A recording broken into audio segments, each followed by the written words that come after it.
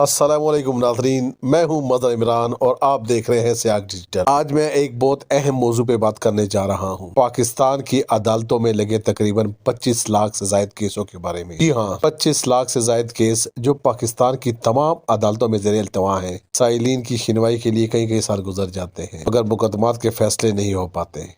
25 لاکھ مقدمات کا مطلب 25 لاکھ خاندان، اور ایک خاندان میں اگر 5 افراد ہیں تو اس حساب سے تقریباً 1,25,00,000 لوگ فوری انصاف کے منتظر ہیں۔ ایسا بالکل بھی نہیں کہ محترم ججز صاحبان انصاف کی راہ میں رکاوٹ ہے، نہیں، بلکہ ججز کی تعداد میں کمی کی وجہ سے دادا کا مقدمہ پوتا بھگتتا ہے، یعنی ایک زمین کے ٹکڑے کا کیس دادا کے وقت سے جاری رہ کر پوتے کو ختم ہو کر ملتا ہے۔ کچھ واقعات میں تو مقدمہ کرنے والوں کو اس کے مرنے کے بعد انصاف ملا۔ خیر، ایسے کئی کیس جو وقت پر نپٹائے جا سکتے ہیں، ان میں دیری کی وجہ طریقہ کار بھی ہوتا ہے۔ سسٹم کو جدید طریقوں پر لا کر کام کرنے میں تیزی لائی جا سکتی ہے۔ ایک کیس میں مخالفین نے الگ وصیتیں پیش کی، کون سی جھوٹی ہے اور کون سی صحیح ہے اس کو ثابت کرنے کے لیے 8 سال لگ گئے۔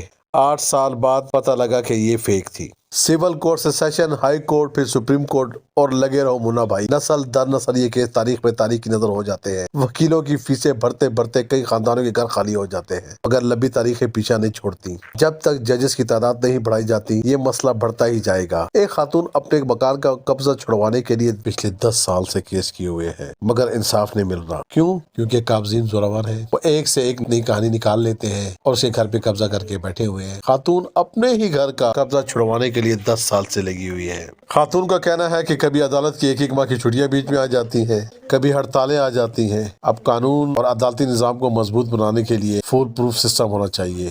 ایک چس کی پڑیا کے کیس میں ایک غریب 2 سال سے اندر جیل میں بند ہوتا ہے اور دوسری طرف منشیات کا بڑا اسمگلر فوری ضمانت لے کر شہر میں دھناتا پھر رہا ہوتا ہے۔ اکاؤنٹیبلٹی نہ ہونے کی وجہ سے بھی کئی لوگ فائدہ اٹھا لیتے ہیں۔ ہمیں دیکھنا یہ ضروری ہے کہ دنیا میں کون سے نظام رائج ہے، امریکہ میں کون سا قانون چل رہا ہے، انگلینڈ میں کون سا، سنگاپور میں کون سا چل رہا ہے، جاپان میں کیسے انصاف کے تقاضے نبھائے جاتے ہیں۔ سنگاپور میں ایک شخص کے پاس سے 900 گرام گانجا ملا، یقین جانیے اسے سزا ہوئی۔ سعودیہ میں بھی ایسا ہی ہے، تو کوئی ہمت پھر کرے گا دوبارہ ایسا کرنے کی؟ قانون سخت اور فوری انصاف سے کئی برائیوں کو روکا جا سکتا ہے۔ یہاں تو جنسی زیادتی کرنے والے قاتل منشیات فروش چاہتے ہیں کہ ان کے مقدمات کو خوب طول ملے اور وہ آرام سے پھرتے رہیں۔ عدالتی نظام دوا کی طرح کام کرتا ہے، اگر دوائی اچھی ہوگی تو بیماری کا علاج بھی اچھا ہوگا، اور اگر دوائی 2 نمبر یا غلط ہوگی تو بیماری بڑھے گی۔ ایک مجرم کو 6 ماہ کے اندر سزا ہو جائے تو اس علاقے میں دوسرا جرم کم ہو جاتا ہے، مگر مجرم کی سزا ختم ہو جائے لیکن اگر اسی مجرم کو ریلیف ملتا رہے اور وہ ضمانت میں چھوٹ کے خوب پھرتا رہے تو اس طرح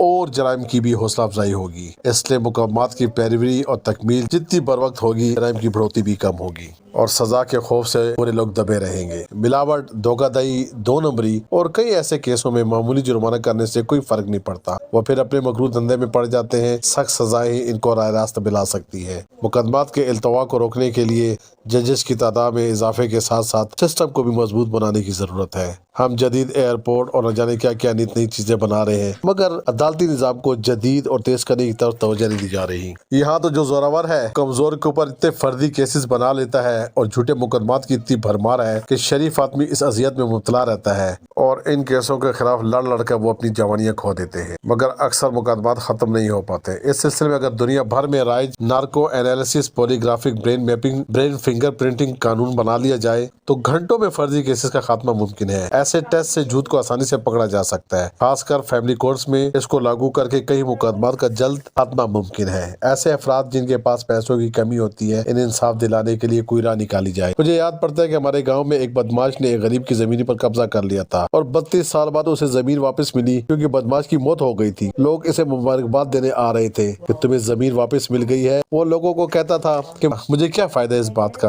32 سال ضائع ہوئے، میرا وقت، عمر، پیسہ، میری ہی زمین مجھے واپس تب ملی جب میرا سب کچھ ختم ہو گیا تھا۔ اب گھر میں میرے پاس کھانے کا بھی کچھ نہیں ہے، وکیل کے پیسوں کا بھی میں قرض دار رہا ہوں۔ واقعی جن کے پاس پیسے ہوتے ہیں اچھا وکیل پکڑ لیتے ہیں اور قانون کا اپنے مطابق چلاتے رہتے ہیں، غریب کہاں جائے۔ ایسے کئی ہیں وکیل، ایسے کئی ججز بھی ہیں جو غریبوں کے لیے کام کرتے ہیں لیکن آٹے میں نمک کے برابر۔ میری درخواست ہے کہ مراد یافتہ شافیہ اعلیٰ حکام غریبوں کو بر وقت انصاف دلانے کے لیے اچھے قوانین بنائیں تاکہ لوگوں کو سکھ اور چین نصیب ہو۔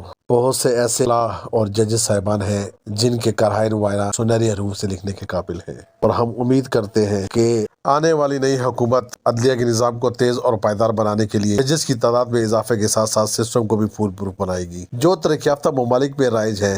اللہ تعالیٰ پاکستان کی حفاظت فرمائے۔